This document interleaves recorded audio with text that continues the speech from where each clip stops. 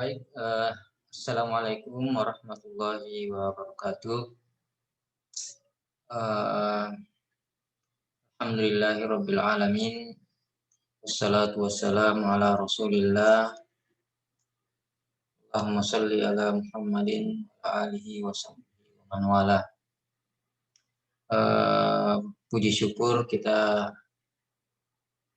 panjatkan kehadirat Allah Subhanahu wa taala. Alhamdulillah pada kesempatan yang berbahagia ini masih senantiasa bisa bertemu, bertatap muka meskipun bertatap muka kita ini melalui virtual online, tidak sama dengan pertemuan-pertemuan kita offline mungkin yang kita akan langsung bertemu di dalam kelas, tetapi karena kondisi COVID-19 ya, sehingga mengharuskan kita untuk tetap berada di rumah. Jadi kita WFH, kalau kami istilahnya itu adalah work from home.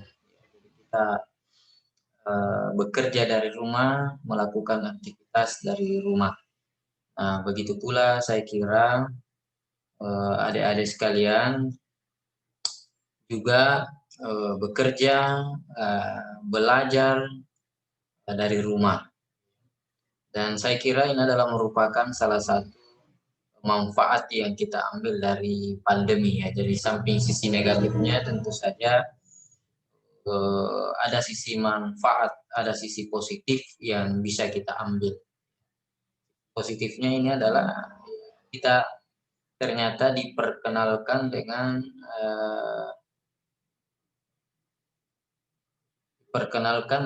alat-alat atau diperkenalkan dengan teknologi, sehingga meskipun kita tidak berada dalam satu tempat, tetapi kita tetap mampu melakukan pembelajaran kita secara tatap muka. Bahkan saya pikir ini akan menjadi maksimal ya. Jadi kenapa bisa maksimal? Karena adik-adik begitu bisa dengan santainya, adik-adik bisa dengan mudah ya mengakses apalagi namanya pembelajaran kita. Nah, pada kesempatan ini saya seperti yang saya kemukakan pada grup WA bahwa pembelajaran kita akan melalui YouTube.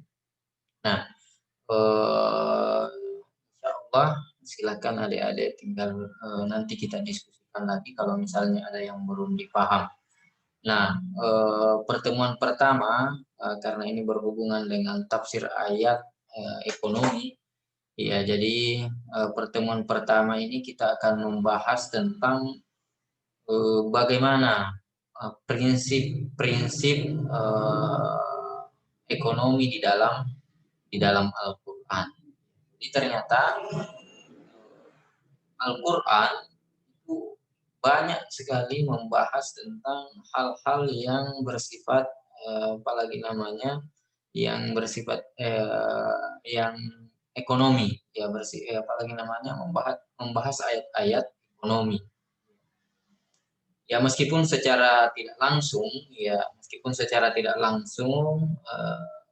tetapi nilai-nilai yang diberikan oleh Al-Qur'an itu kita jadikan sebagai pedoman di dalam melakukan kegiatan dan aktivitas ekonomi kita, ya, dalam hal produksi ataupun dalam hal konsumsi, dalam hal distribusi, ya, dan lain-lain sebagainya. Ya, jadi Al-Quran sudah memberikan rambu-rambu, memberikan kepada kita rel-rel, jalan-jalan bagaimana kita seharusnya melakukan kegiatan aktivitas ekonomi. Ya. Baik, saya akan share materinya terkait dengan Al-Quran, ya, wawasan Al-Quran tentang ekonomi. Ya. Nah,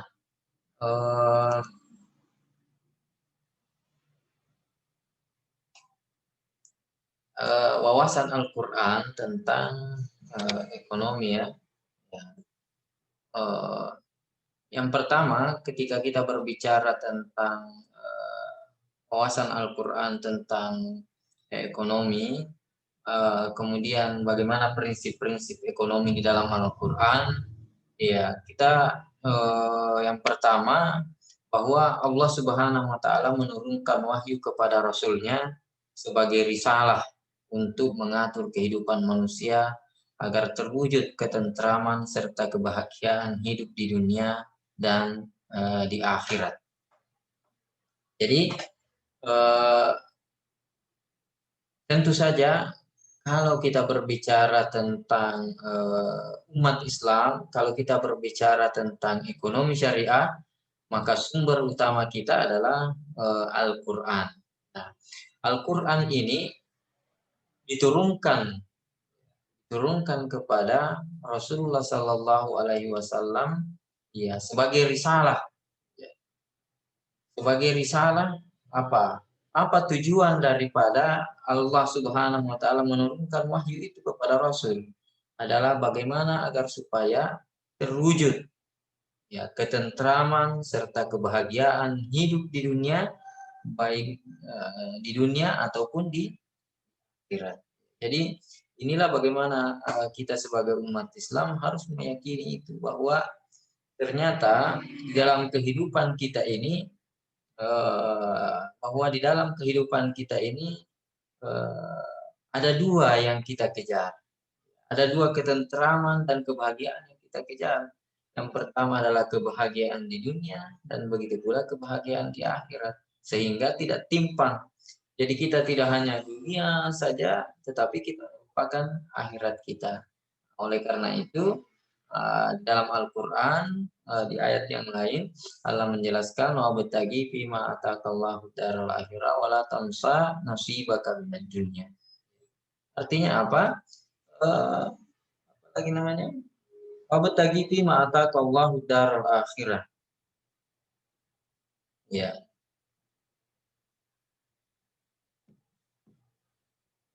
Carilah wabtaghi fima atakallahu daral akhirah. Carilah ya, fima atakallahu, dari apa yang diberikan oleh Allah kepadamu, daral akhirah, di akhirat. Kita memang pertama sebenarnya adalah bagaimana diperintahkan untuk mencari kehidupan, bagaimana kita bisa mencari bekal kehidupan kita di akhirat. Wala tansa nasibaka minad dunya, tetapi tentu saja kata Allah, jangan sampai kamu melupakan nasibaka minad dunya. Apalagi namanya, jangan sampai kamu melupakan bagian kehidupanmu di dunia. Artinya bahwa kehidupan di dunia ini tentu saja adalah merupakan jalan untuk menuju akhirat. Oleh karena itu di hadis dikatakan bahwa apalagi namanya, ad-dunya mazra'atul akhirah. Bahwa dunia itu adalah merupakan tempat bercocok tanamnya, tempat berusahanya, tempat untuk bagaimana kita menanam sesuatu untuk kemudian kita petik di akhirat. Nah, kemudian yang kedua, hal ini merupakan tujuan tertinggi yang akan diwujudkan oleh manusia, termasuk tujuan dalam kehidupan ekonomi yang bukan sekedar memuaskan kebutuhan dan keinginan semata. Kenapa? Karena kalau kita berbicara tentang ekonomi, ya kalau kita berbicara tentang ekonomi ya, terutama untuk ekonomi konvensional, maka bagaimana kita mendapatkan kepuasan yang maksimal dengan harga yang mungkin minimal. Itu untuk konsumsi konsumen. Tapi dari sisi produsen, bagaimana dia apalagi namanya memperoleh keuntungan yang maksimal untuk apalagi namanya dengan pengeluaran yang minimal, yang diistilahkan dengan efisiensi. Tetapi kalau di dalam ekonomi syariah, di dalam ekonomi Islam, maka Betul, bisa saja kita memuaskan kebutuhan, tetapi ada kebutuhan, apalagi namanya, kebutuhan yang terbatas. Bagaimana kita tidak terlalu, apalagi namanya, mendewakan dunia sehingga kita bisa seimbang. Kita mencari rezeki adalah tujuannya tentu adalah bagaimana untuk mencari keridaan Allah Subhanahu wa Ta'ala. Bukan sekedar memuaskan kebutuhan dan keinginan semata, tetapi demi bagaimana sebagai manusia adalah pengabdian kita kepada Allah Subhanahu wa Ta'ala. Tetapi tentu saja pengabdian kita kepada Allah bisa terlaksana tanpa kecukupan kehidupan kita di dunia. Ya, jadi eh, kita juga meskipun mengejar akhirat, tetapi tentu saja harus berdasarkan apa yang kita peroleh di dunia. Kita mau menjadi orang yang dermawan, kita menjadi orang yang paling bermanfaat di tengah manusia, maka jawabannya adalah kita harus menjadi orang yang kaya. Kita mau membayar zakat, bagaimana kita mau membayar zakat kalau kita tidak punya uang, kita tidak punya harta. Oleh karena itu, kita dituntut untuk bagaimana mencari dunia untuk tujuan akhirat. Ya. Nah, kemudian selanjutnya, Islam bukanlah agama ritual. Apa yang dimaksud dengan agama ritual? Ya.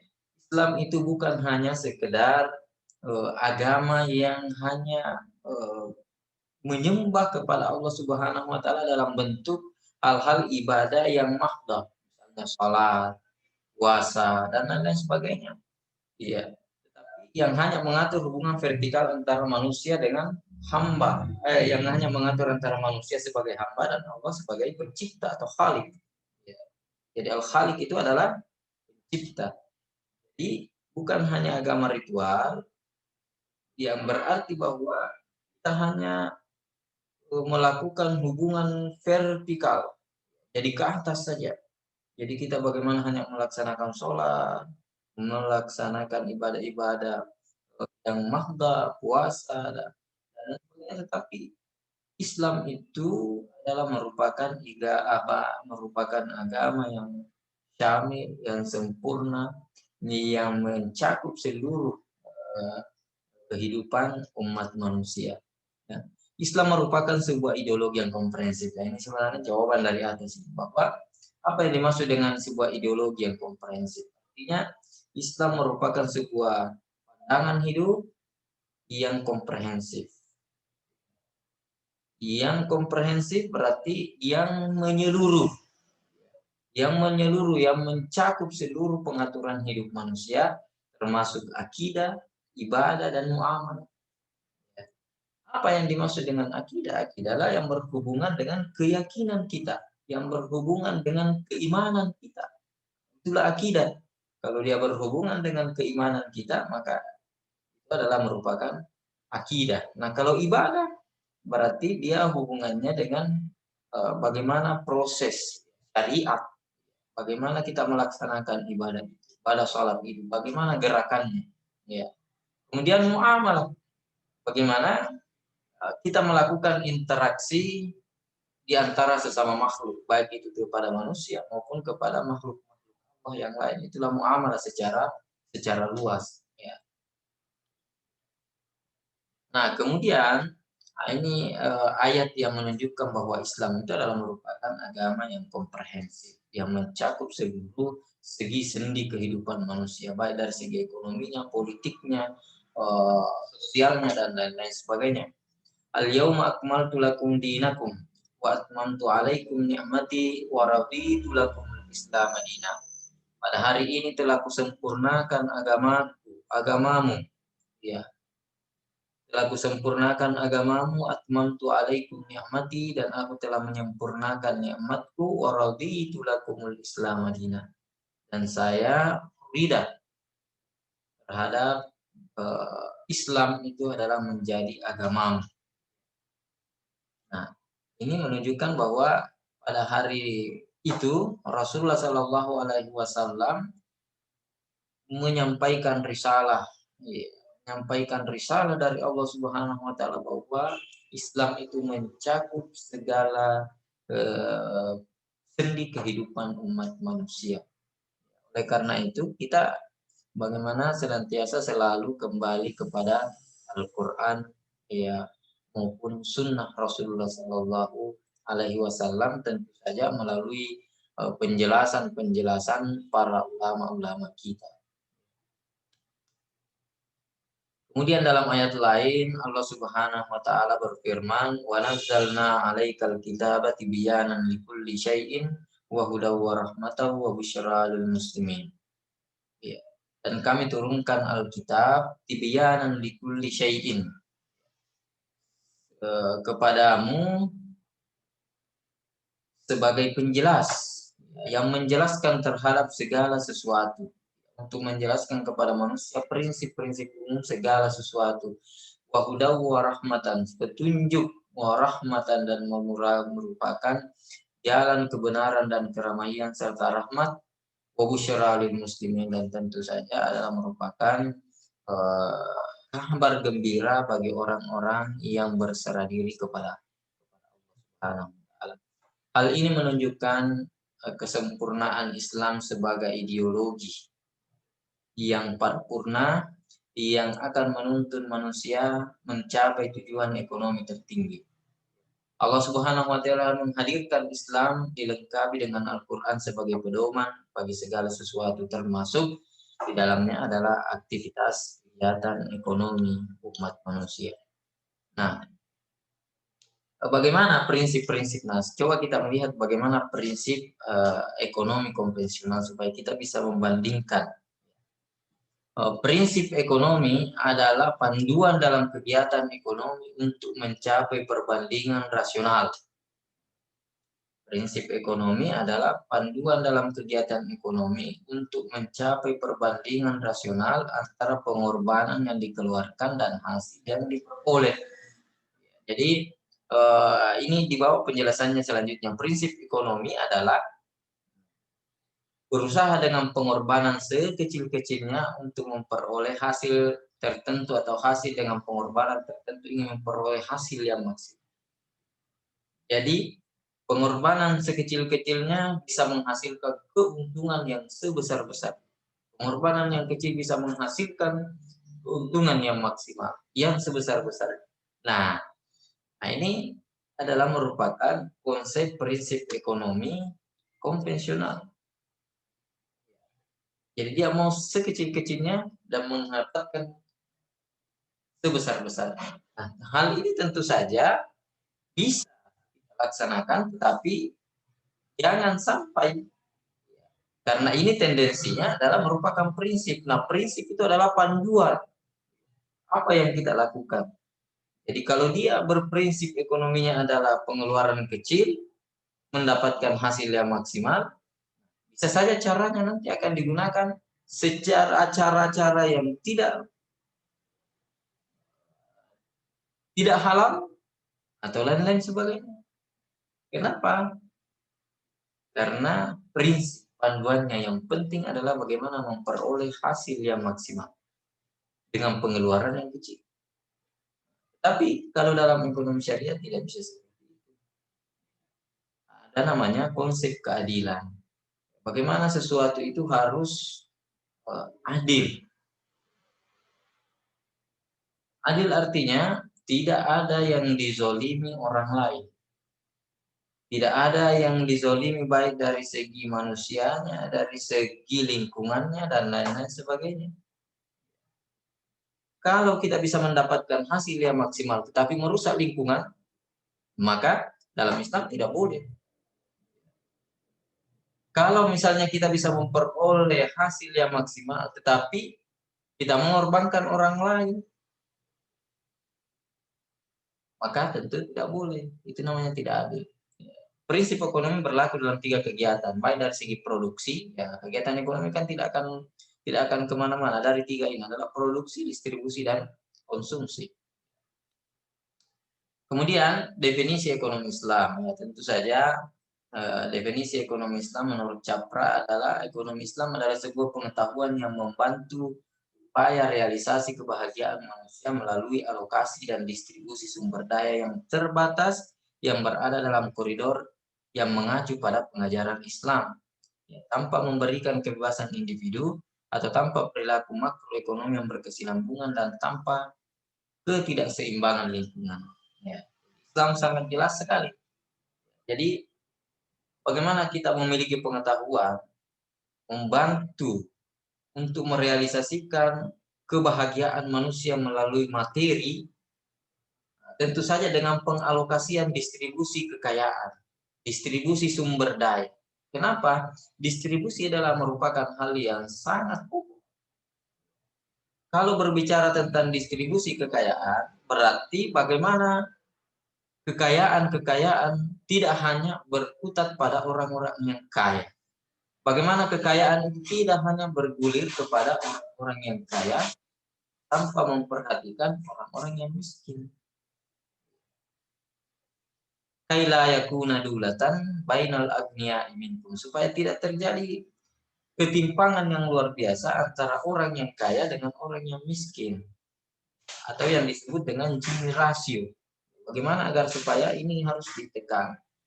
Memang harus ada yang kaya, harus ada yang miskin, karena itu sudah merupakan sunnatullah, hukum Allah. Tetapi bagaimana rasio, bagaimana perimbangan ini tidak terlalu jauh. Ya, jadi ada keseimbangan. Ya. Orang miskin tidak terlalu miskin dan orang yang kaya semakin kaya yang luar biasa yang tidak. Itu berarti tidak boleh mengeksploitasi manusia dan tidak boleh mengeksploitasi lingkungan atau distribusi sumber daya atau distribusi apalagi namanya sumber-sumber makanan. Nah, itu kan karena itu tidak boleh dimonopoli oleh orang lain, sehingga di dalam Islam sangat dilarang yang namanya monopoli. Kemudian ini adalah merupakan saya apalagi namanya menyatakan bahwa ilmu ekonomi Islam bukan sekedar ilmu, ya, bukan sekedar ilmu ekonomi konvensional yang aspek normatifnya diganti dengan ajaran-ajaran, tapi lebih jauh dari itu memandang bahwa apa yang ada yang terjadi sebagai sebuah fenomena di dalam dunia yang tunduk pada sunnatullah. Ya, saya kira lewati saja. Nah, ekonomi Islam merupakan ekonomi yang berlandaskan prinsip-prinsip syariat Islam.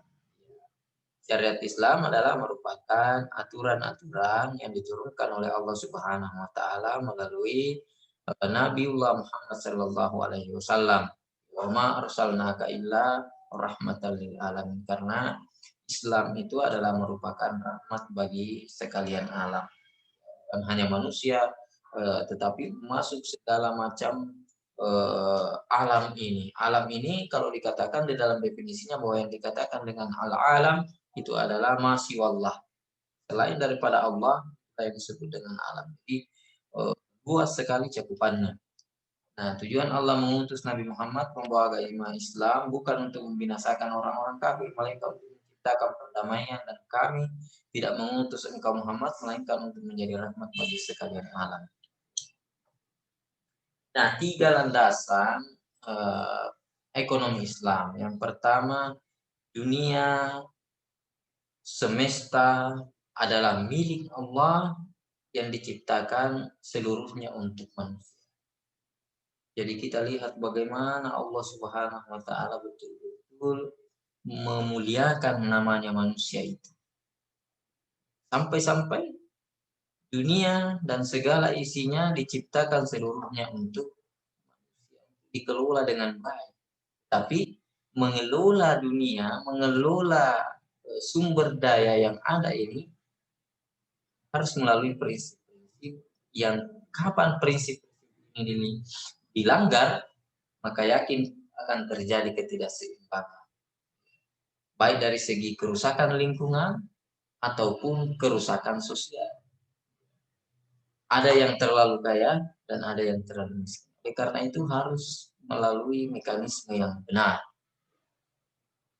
Tidak boleh ada eksploitasi dan tidak boleh ada monopoli.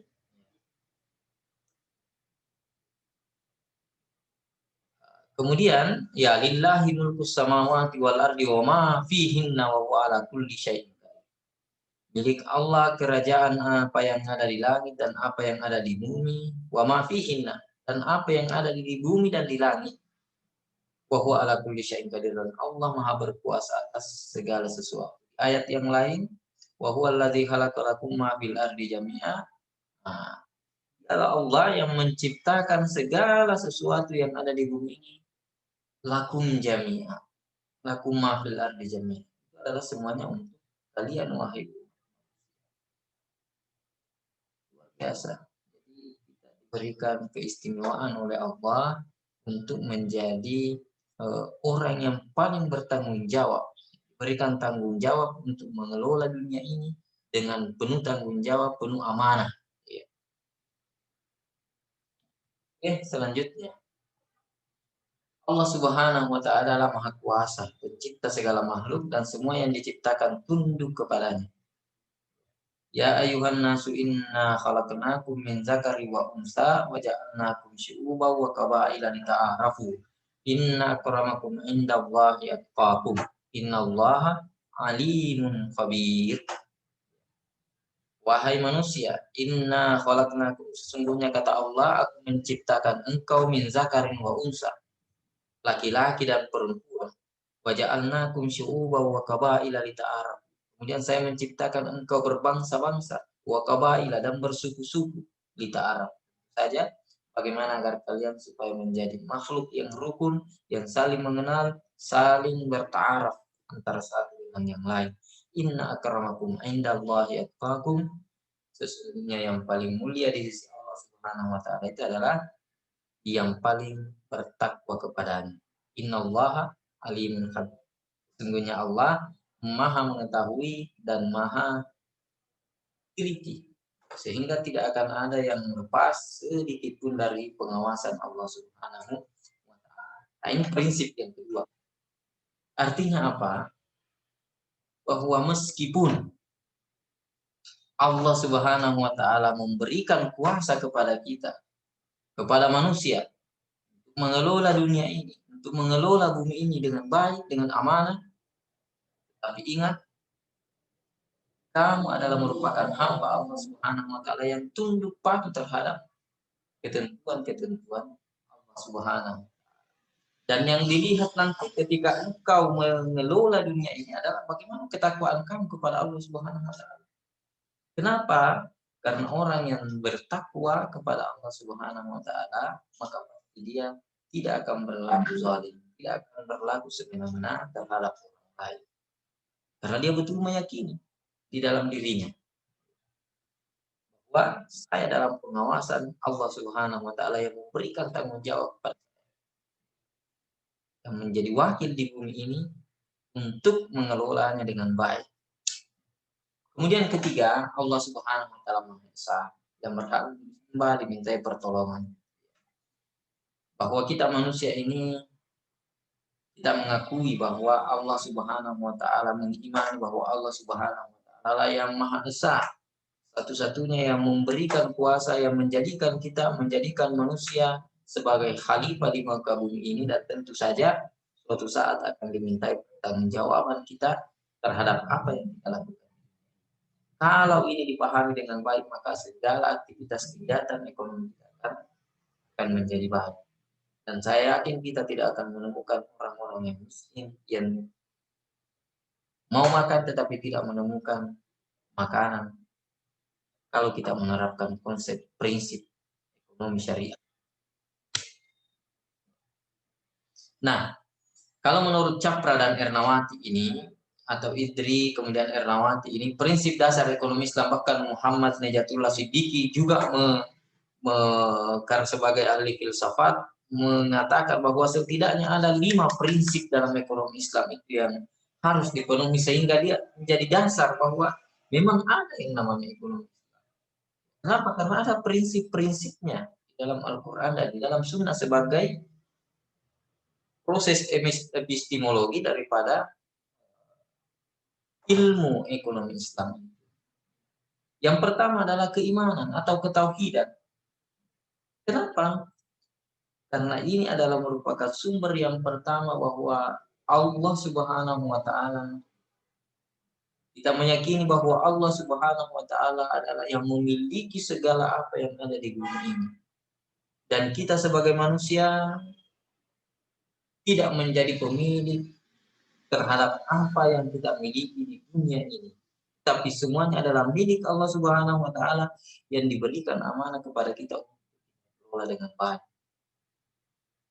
Setelah itu kita akan menjadi manusia yang hebat di hadapan Allah Subhanahu wa taala dan kita akan diberikan ganjaran surga Allah Subhanahu wa taala mana kita bisa melaksanakan amanah ini dengan baik.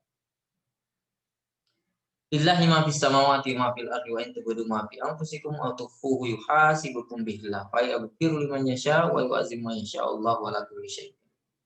Milik Allah lah apa yang ada di langit dan apa yang di bumi. Jika kamu menyatakan apa yang ada dalam hatimu dan apa yang kamu sembunyikan, Allah memperhitungkannya bagimu. Dia mengampuni siapa yang dikehendaki dan mengazab siapa yang dikehendaki.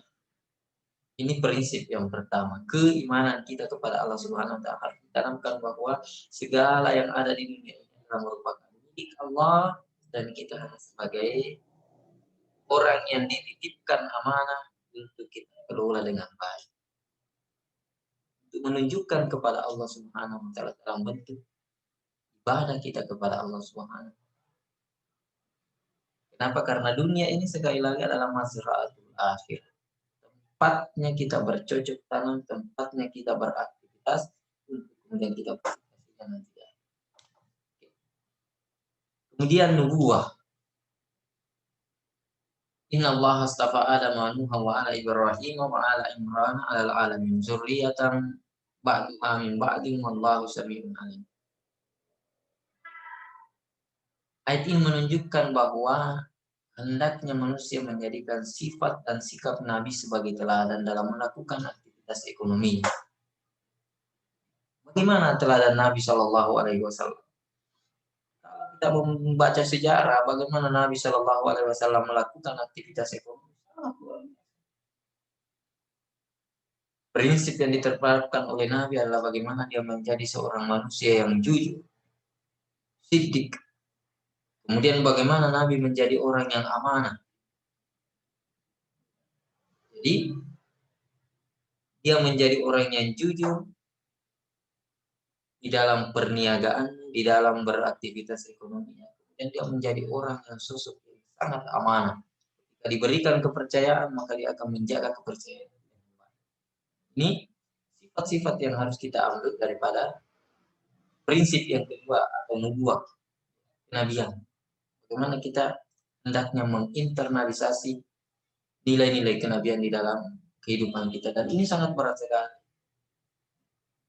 Pelaku-pelaku ekonomi, karena mereka yang ada di pikirannya adalah bagaimana mencapai maksimal, bagaimana mencapai keuntungan yang maksimal, maka terkadang dia menggadaikan kejujurannya.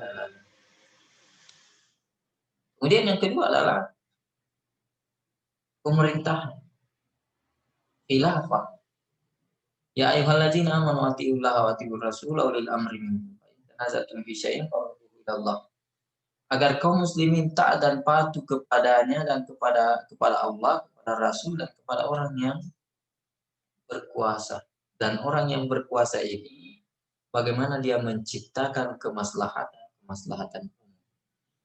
Bagaimana dia membuat aturan-aturan, kebijakan-kebijakan yang bermanfaat kepada manusia dan tidak menzalimi manusia dan tidak menzalimi lingkungan.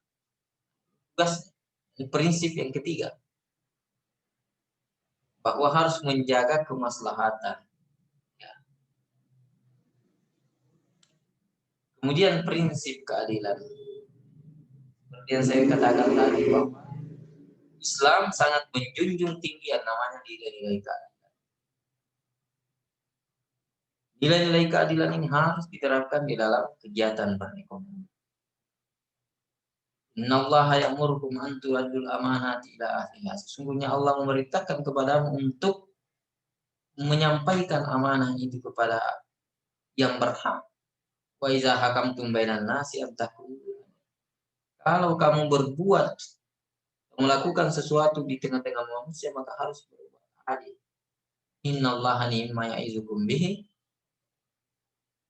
Sesungguhnya Allah sebaik-baik yang memberi pengajaran kepadamu. Innallaha kana sami'an basir. Allah Maha mendengar lagi Maha melihat. Jadi konsep bagaimana kita berlaku adil.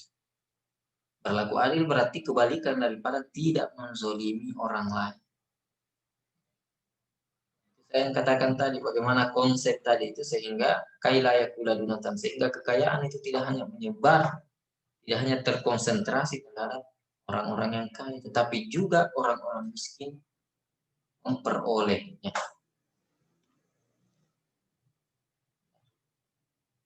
Dalam surah Al-Maidah juga ya ayyuhallazina amanu kunu qawamin, terkait dengan masalah keadilan. Kemudian yang terakhir adalah pertanggungjawaban. Tentu saja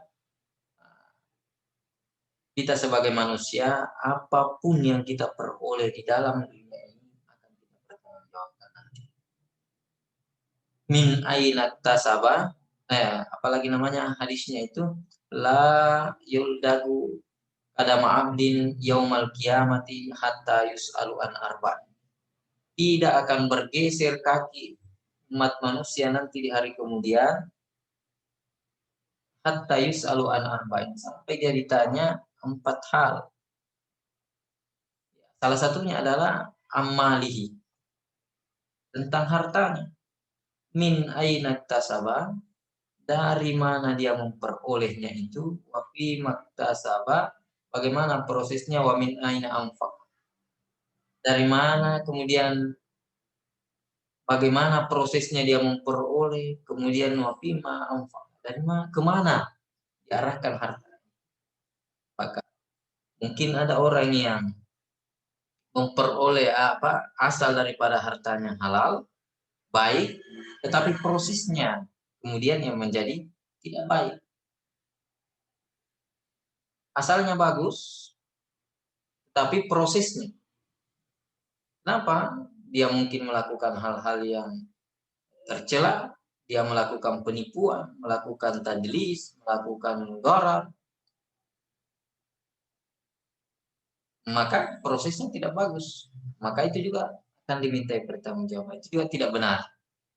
Atau asalnya sudah bagus, prosesnya sudah bagus, wa fima anfaqa, akan tetapi tujuannya lagi dia menghabiskan hartanya, dia menghambur-hamburkan hartanya kepada hal yang negatif, pada hal-hal yang salah. Nah, ini juga termasuk daripada bagian yang harus dikoreksi dari aktivitas ekonomi kita. Jadi harus 3. Yang pertama, perolehan harta, kemudian prosesnya, kemudian kemana kita arahkan kita punya harta itu. Nah, inilah konsep-konsep atau prinsip-prinsip yang harus dijaga di dalam Islam. Ya, dan saya kira tokoh-tokoh pelaku ekonomi itu juga, yaitu tentang prinsip ini adalah tauhid, adil, nubuwah, khilafah, dan ma'adil. Nah, kalau dalam Islam juga dibangun 3 prinsip derivatif yang menciri-ciri dan cikal bakal sistem ekonomi, itu multi type ownership, artinya ada kepemilikan yang sifatnya umum, kepemilikan yang sifatnya umum yang dikuasai oleh pemerintah, kemudian pemerintah itu mengelola dengan baik, tentu saja kesejahteraan masyarakatnya, seperti misalnya tambang dan lain-lain sebagainya. Kemudian freedom to act, bagaimana manusia itu bebas untuk melakukan kegiatan aktivitas ekonomi, tetapi kebebasannya bukan kebebasan yang mutlak, bukan kebebasan yang absolut, tetapi terbatas. Bebas tetapi harus melihat koridor-koridor, apakah melanggar syariat Islam, apakah melanggar Al-Quran atau tidak. Apakah di dalamnya ada unsur penipuan, ada unsur kezaliman, ada unsur eksploitasi, tidak dibenarkan. Kemudian social justice, tentu saja adalah keadilan sosial. Jadi ini yang harus senantiasa diterapkan di dalam ekonomi syariah. bagaimana keadilan-keadilan yang ada di tengah-tengah masyarakat itu harus senantiasa kita jalankan. Ya, tentu saja perilaku akhlak, ya akhlak atau nilai-nilai akhlak yang kita harus pegang sebagai seorang Islamic economic man. Jadi namanya Muslim, pelaku daripada ekonomi Islam. Bagaimana akhlak itu menjadi hal yang sangat fundamental. Akhlak itu adalah merupakan kita perwujudan daripada nilai-nilai yang kita wujudkan di dalam kehidupan kita. Kita harus berlaku jujur, kita berlaku amanah, tidak zalim, berlaku adil, tidak mengeksploitasi. Ini adalah merupakan perwujudan yang merupakan daripada akhlak itu sendiri. Saya kira itu penjelasan penjelasan saya terkait dengan prinsip-prinsip daripada ekonomi syariah.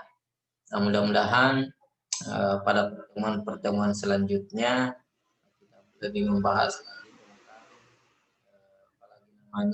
bagaimana Al-Quran memandang kegiatan-kegiatan ekonomi ini.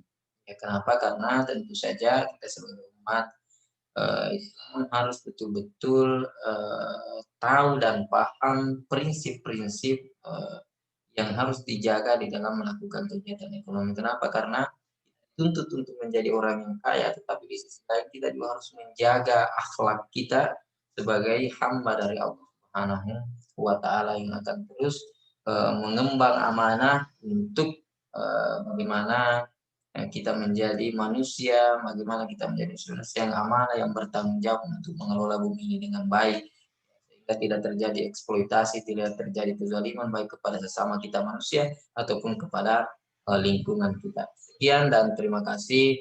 Wassalamualaikum warahmatullahi wabarakatuh.